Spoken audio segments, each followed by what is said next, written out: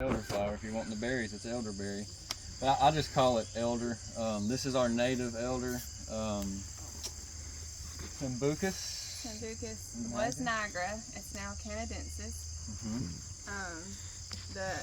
The berries are the most common use for medicinal uses. The flowers we would use on the onset of symptoms of illness. It's a diaphoretic, so the flowers are going to induce sweating to help you sweat out, to help you break a fever. But the berries, what's interesting about the berries is you can use those as a tonic, so that means long term. The flowers I wouldn't, but the berries are cardioprotective, so they're going to protect your cardiovascular system, clean out your lymphatic system. It's antibacterial, antiviral.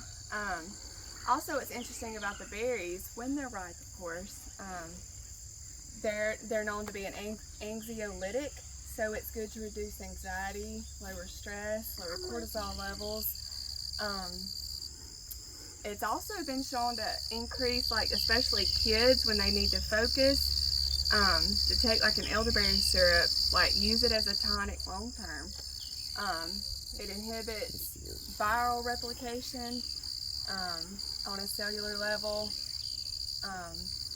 Yeah.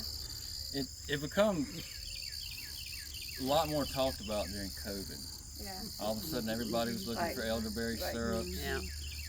And it helped a lot of people get better. I mean, it's great for the immune system and all the things that she had mentioned. And preventing illness. Preventing. Yeah.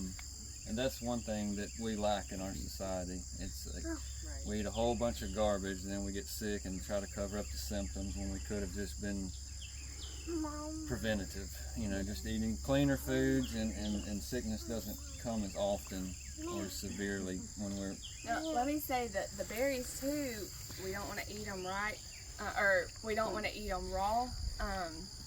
It's got what's called cyanic, if I'm saying it right, glycosides. Some people just say CGs.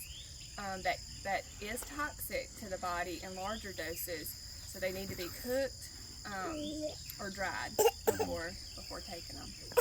Yep. And is that in the flower stage now? Is that the flower? This is entering into the berry stage right now.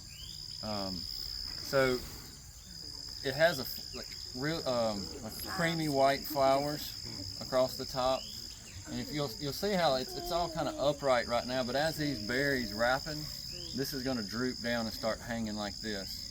So it's real easy to spot when it has those white flowers on it from a distance. You can spot it, a mile away if you can see that far. But once it gets those darker berries on it, it kind of blends in a little bit more. It's a little bit harder to spot. But some of the identification characteristics that we can look at, well, for one thing, it has what's called a compound leaf. So everywhere you see growth coming out of this stem is considered a node, and that's where a leaf starts. So on an elderberry, this is an entire leaf, to where on this Chinese privet, this is an entire leaf. So this is a simple leaf, and this is a compound leaf. So elder has a compound leaf.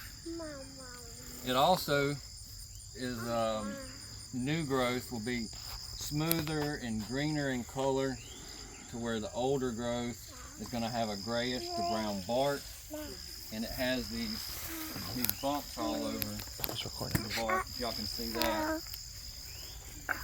And I'm pointing that out because some of the plants that look similar, could be mistaken, like lookalikes, they don't have a true bark. They're herbaceous plants that are going to die down in the fall, and they're not going to have the woody portion above ground during winter.